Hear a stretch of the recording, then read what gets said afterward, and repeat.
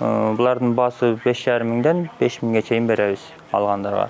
Сатуучулардын айтымында карантин учурунда велосипед алуучулардын саны өскөн. Муну ишкерлер өзгөчө абалда транспорттун токтогону менен байланыштырат. Карантинге байланыштуу велосипедтер сурагандар көп, абдан көп.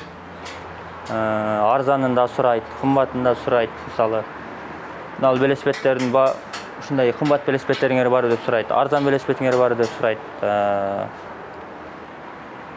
Сурагандар көп, чынын айтканда. Адамдар көп алат. Борбор калаада коронавирус пандемиясына байланыштуу коомдук транспорт токтоп, жарандар үчүн ыңгайсыздык жаралган. Садырбек Назимов карантин учурунда велосипед сатып алууга мажбур болгон. Ал Бишкектин көчөлөрүндө шайтан араба менен жүрүүгө шарт түзүлбөгөнүнөн кыйналууда. Кичине кыйынчылык болот, велосипед дорожкалар куруш керек болот да, ошогочу. Азыр шарайыт жок да, велосипед дорожкаларгачы.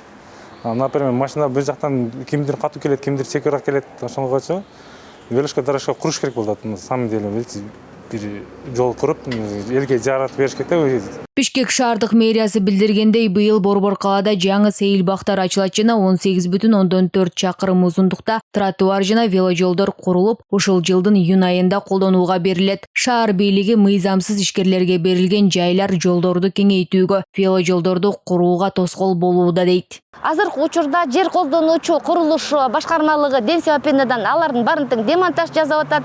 Анан кийин көп жылдан бери көйгөй түзүлгөн Абдрахманова көчөсү, Бакамбаева менен Московскийдин ортосундагы такыр басканга жер болбой калган, жердин тротуарлары тешилип калган, кээ бир жери абдан кууш болуп, бир киши араң эле өтүп калган. Ошонун баарын демонтаж жасалууда. Ушул жакынкы арада демонтаж бүтүп, биздин шаар тургундарына жакшы шарт түзүп, ушул жалаң эле унаага барыбыздан көчүп кетпей, жакшынакай альтернатива болсун деген чоң багыт.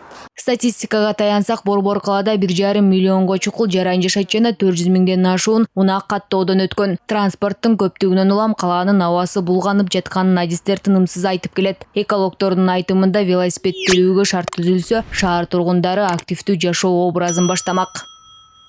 Айтолкун Апяева, Талас Аманбеков, 5 канал.